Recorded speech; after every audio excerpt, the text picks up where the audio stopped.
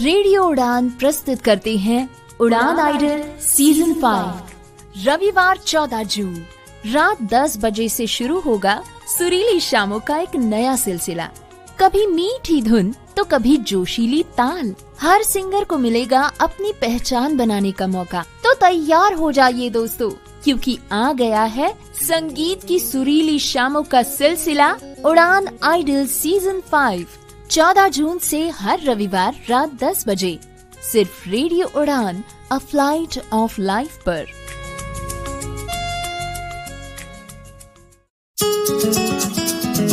मैं हूँ किरण बेदी, हमेशा सुनो रेडियो उड़ान। आज ही अपने मोबाइल फोन पर ऐप स्टोर या फिर प्ले स्टोर से डाउनलोड कीजिए रेडियो उड़ान का ऑफिशियल ऐप, या फिर लॉग इन कीजिए www.radioudan.com। सुनते रहिए रेडियो उड़ान अ फ्लाइट ऑफ लाइफ। योग के इस मन से स्वीकार करें आपके अपने हम सफर कंवल नयन कमल का नमस्कार, आदाब, सत श्री अकाल। योग के इस मंच से आज हम सब मिलकर अपने योग गुरु से सीखेंगे भारीय प्राणायाम के बारे में।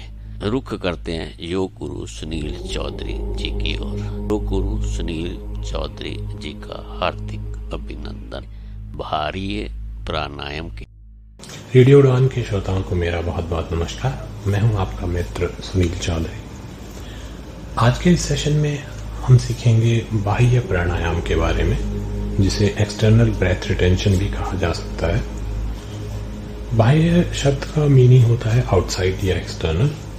तो इस प्राणायाम में हम अपने प्राण यानी वायु को बाहर निकालकर, जो अंदर की ब्रीथिंग या हवा है, एयर है, उसको बाहर निकाल के फिर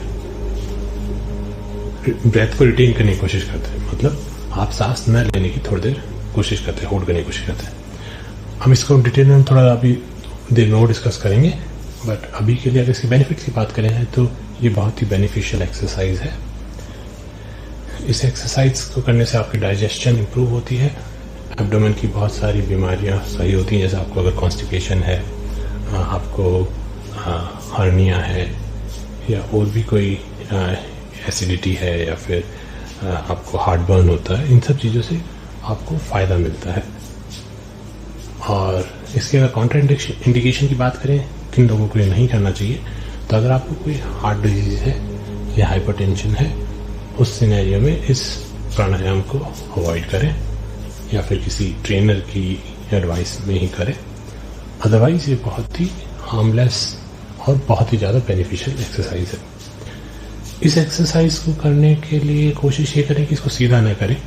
बाकी जो प्राणायाम है, जैसे कपालभाति, भस्त्रिका, जो अपन नए सीरीज में पहले सीखे हैं, उन्हें थोड़ा करें कुछ टाइम के लिए। मतलब मे बी आपका स्टार्टिंग का 5-10 मिनट का सेशन उन प्राणायामों पे हो सकता है, कपालभाति, भस्त्रिका और बाकी पे, जिससे कि आपका पूरा ब्रीदिंग सिस्टम जो है वो थोड़ा एक्सरसाइज हो जाए, वार्म अप हो जाए। और उसके बाद आप इस पर आएंगे बाह्य प्राणायाम पे, क्योंकि इस प्राणायाम में बहुत ज़्यादा वर्कआउट होता है पूरे ब्रीदिंग सिस्टम का। इस प्राणायाम को भी बेस्ट होगा कि आप एम्प्टी स्टमक पर ही करें। जब आप बाकी ब्रीदिंग एक्सरसाइजेस एक बार कर चुके हैं, उसके बाद इसे करें, और हमेशा एम्प्टी स्टमक पर ही करें। अब बात करें बाह्य प्राणायाम की मुद्रा की, तो उसके लिए आपको सबसे पहले पद्मासन में बैठना है। आपके वही फ्लोर पे, आपका legs crossed, knees towards your floor, and आपके जो हाथ है वो आप अपने नीज पे रख सकते हैं चिन्ह मुद्रा में, वही thumb and index finger touching and बाकी 3 फिंगर्स स्ट्रेट। अब आपको करना यह है कि डीप ब्रीथ इन लेनी है, और उसके बाद में एक्सहेल करना है स्लोली, और फिर जो आपका एब्डोमेन है उसको अंदर की तरफ पुल इन करना है, जिससे कि अगर आप अपने चेस्ट को और एब्डोमेन को अगर टच करके देखें तो आपको डिफरेंस समझ में आएगा कि कैसे आपका एब्डोमेन अंदर पुल इन हो जा रहा है। तो मतलब आप अगर थोड़ा फोर्सफुली ज़्यादा एक्सहेल करते हैं तो अपने आप ही स्टमक अंदर चला जाता है, और आपके चेस्ट की जो डायफ्राम होती है वो ऊपर चली जाती है। तो आपको उसी पोजीशन में आना है और फिर होल्ड, आपकी जो ब्रेथ है उसको होल्ड करना है। तो एक बार ट्राई करते हैं। मैंने ब्रीथ इन किया, ब्रीथ आउट,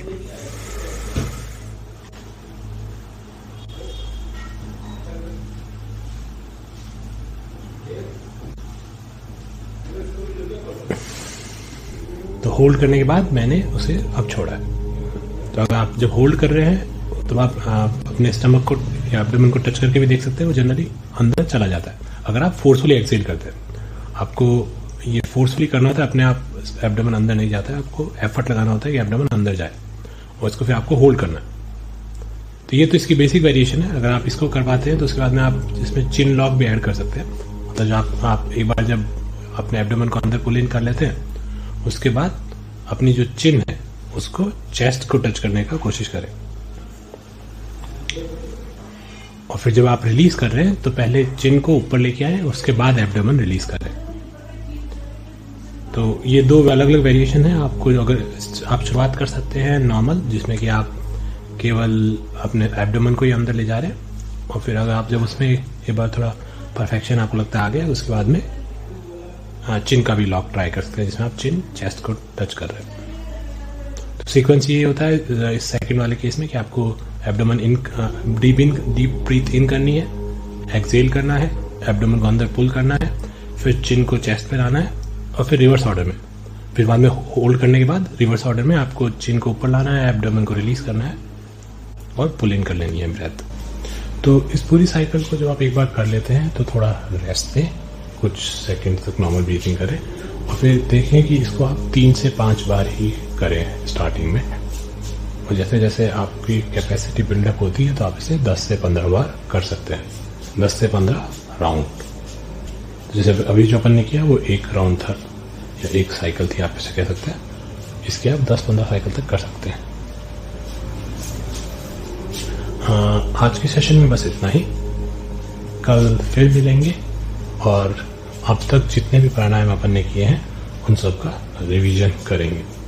मैं और आप साथ मिलकर इन प्राणायाम के थ्रू एक साथ एक्सरसाइज करेंगे। तब तक स्वस्थ रहिए, योगा करते रहिए। नमस्कार। आज की इस योग यात्रा में हम सब ने मिलकर बाहरी प्राणायाम के बारे में जाना और समझा। योग को अपने जीवन का हिस्सा मानते हुए इसका निरंतर अभ्यास करते रहें। अपने आप को चुस्त दुरुस्त स्वस्थ रखें। नमस्कार। हरि ओम।